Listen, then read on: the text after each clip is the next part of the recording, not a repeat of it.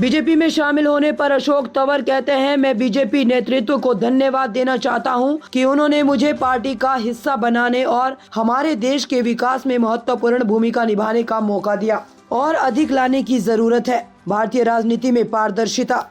मैं सबसे पहले भारतीय जनता पार्टी के शीर्ष नेतृत्व का, आदरणीय नरेंद्र मोदी जी का, अमित शाह जी का, नड्डा साहब का, मनोहर लाल जी का बहुत बहुत आभारी हूं कि आज उन्होंने ये मौका मुझे दिया कि मैं भारतीय जनता पार्टी के एक सदस्य के रूप में आने वाले समय में इस देश के निर्माण में हम सब लोग एक अहम भूमिका निभाएं।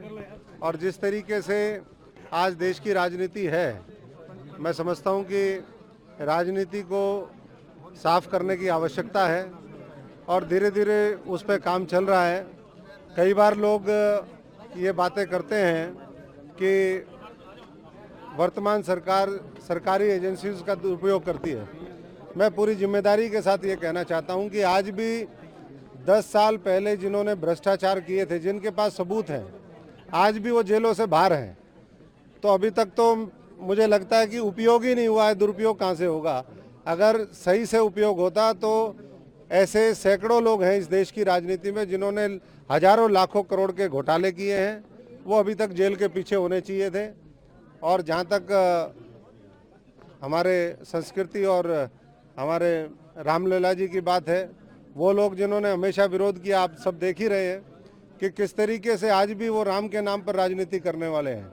एक तरफ मोदी जी हैं जो गारंटी देते हैं और जो गारंटी देते हैं उसको पूरा करते हैं, किसी भी रूप में गारंटी हो, चाहे वो मंदिर निर्माण की गारंटी हो, चाहे देश के नौजवानों को रोजगार देने की गारंटी हो, चाहे वो एक स्वच्छ प्रशासन देने की बात हो, भ्रष्टाचार खत्म करने की बात हो।